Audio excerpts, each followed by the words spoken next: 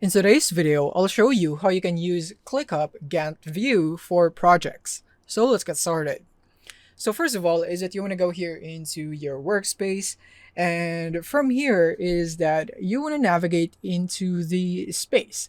And once you have navigated to the space of your choice, you just simply would want to go into the view, because Gantt view is a kind of view. So if you can't see that right here, if you haven't added yet here into your space view, you can click here on view. And then you could see that right here under popular, because Gantt view is a very popular view that a lot of people use. But if you can see that right here, you can always search for it. So just simply typing it out, Gantt, and then you would now have this. And now you can click on that. And now you have successfully accessed the Gantt view here in ClickUp. And in here, you can now add start and due date. So as you can see right here, I could just move this, and then you would have these bars right here. So basically this is the progress right here. And then we also have this billing and invoicing. You can expand that right here on your Gantt view, and then you'd now be able to see more details right here.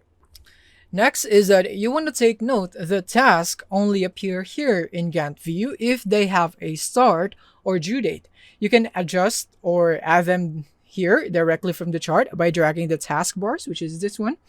So I do not suggest that you move the bars with this one right here, as they are not draggable on the end. But if you have something like this on the specifics right here, then you can just drag that, and then you'd be able to change the end date, as you can see, and also the start date if you'd want.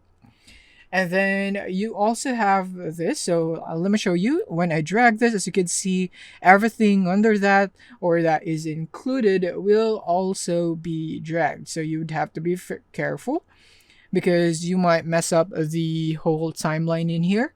And as you can see, you would now have this pop-up or notice. So bulk moving will ignore scheduling rules. And next is that, yeah, you can just freely adjust them right here.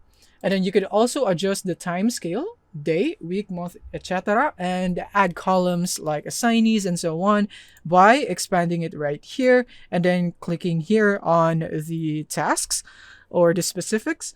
You can go here into the task itself, and then you can change the status, the assignees, priorities, and so on. So yeah, you could also change the details in here, add more, or even remove.